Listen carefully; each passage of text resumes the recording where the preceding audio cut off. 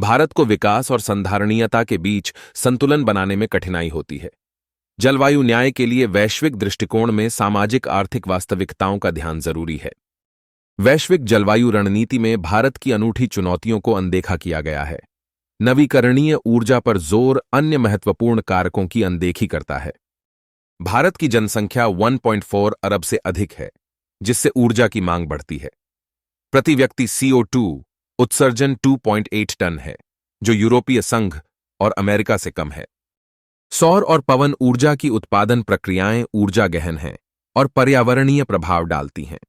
यह अस्थिरता मौसम पर निर्भर करती है, जिसके लिए व्यापक भंडारण की आवश्यकता होती है। भारत की 70% बिजली कोयले से आती है।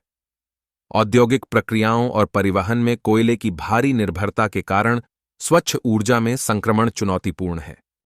2030 तक आवश्यक वित्तपोषण $6 ट्रिलियन है, जबकि 2020 तक विकसित देशों द्वारा वचनबद्ध $100 बिलियन में से केवल $83.30 बिलियन ही प्रदान किया गया।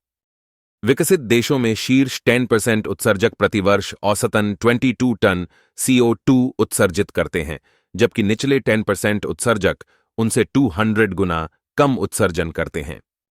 भारत की जलवायु रणनीति में छोटे पैमाने की सौर और पवन परियोजनाओं में निवेश, ऊर्जा दक्षता में सुधार और सतत कृषि प्रथाओं को बढ़ावा देना शामिल है। ग्लोबल साउथ अधिक न्यायसंगत वैश्विक जलवायु नीतियों के लिए दबाव डालता है। विकसित देशों को ऐतिहासिक उत्सर्जन के लिए जवाबदेह ठहराता है और खपत पैटर्न को संबोधित करता है। संवेदनशील वैश्विक दृष्टिकोण में विकसित देशों के ऐतिहासिक उत्सर्जन को मान्यता देना, विकासशील देशों को पर्याप्त वित्तीय सहायता और प्रौद्योगिकी हस्तांतरण की सुविधा प्रदान करना शामिल है। संधारणीय खपत में विकसित देशों में संधारणीय जीवन शैली को बढ़ावा देना, कुल खपत पैटर्न को कम करना और जलवायु, विकास और खपत के आपसी संबंधों को संबोधित करना शामिल है। न्यायसंगत और समावेशी रणनीति में भारत की अनूठी स्थिति के लिए प्रभावी जलवायु रणनीति बनाना, वैश्विक प्रयासों में समता को बढ़ावा देना और विकास जारी रखने की अनुमति देना शामिल है। Free study material and PDF content पाने के लिए हमें ज्वाइन करें YouTube, Instagram, Facebook, Telegram and WhatsApp पर।